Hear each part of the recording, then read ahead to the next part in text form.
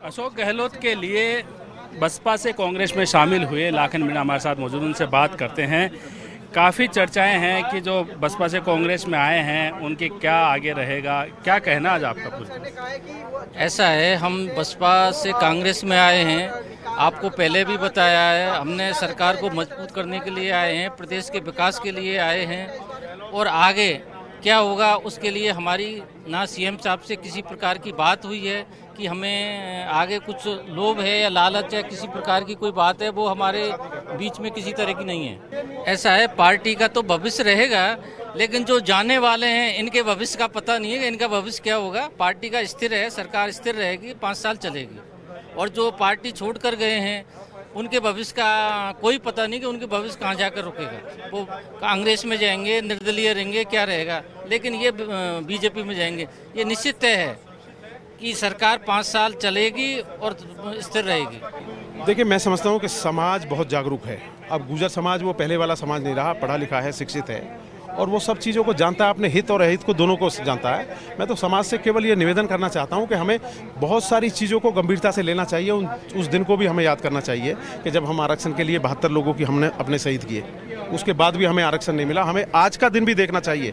वो दिन हमें देखना चाहिए कि जब हम सब साथियों ने 11 फरवरी 2019 को जिस तरह से वेल में हम गए, विधानसभा चल रही थी, उसके बाद में 5 दिन बाद ही माननीय गहलोत साहब ने आरक्षण की घोषणा की और आज हमारे समाज के तमाम बच्चे निकल के आ रहे हैं, आरएएस पे निकल के आ रहे हैं, तमाम पोस्टों पे निकल के आ रहे हैं। मैं समझता हूँ कि इन सारी चीज़ों को देख के सारा समाज समझदार है और अच्छा निर्णय लेगा।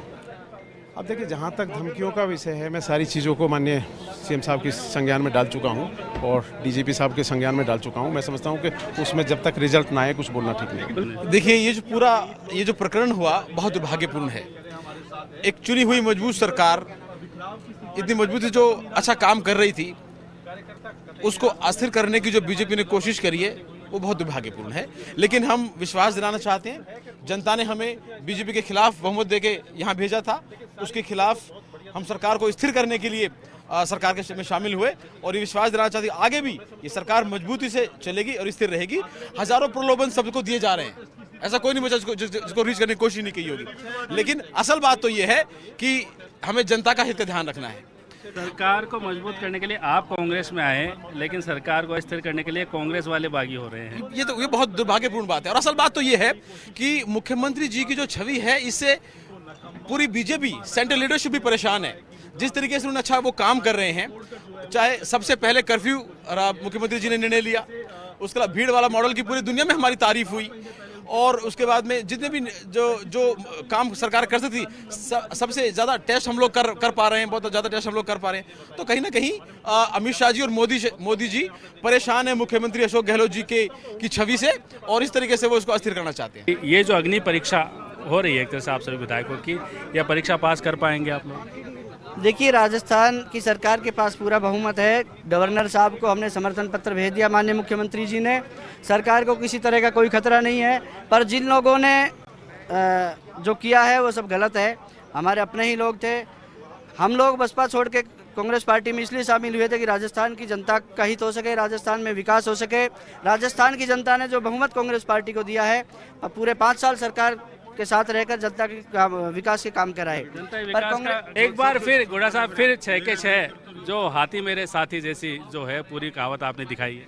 देखिए, अशोक जी गहलोत के नेतृत्व में 6 के 6 लोगों ने कांग्रेस ज्वाइन की थी और प्रदेश के हित के अंदर, राजस्थान की जनता के हित के लिए, और ये फैसला किया था हम बीजेपी के इन मंसूबों को कभी सफल नहीं होने देंगे। हम ये सरकार 5 साल पूरा चलेगी और हम बसपा से आए हुए 6 के 6 लोग अशोक गहलोत जी के नेतृत्व में पूरी तरह चट्टान की तरह उनके साथ है, चट्टान की तरह। अशोक गहलोत जिंदाबाद। जब विधायक बाहर आके अशोक गहलोत जिंदाबाद के नारे लगा रहे हैं, यानी अशोक गहलोत के साथ किस तरह से खड़े हैं, ये उन्होंने दर्शाया है।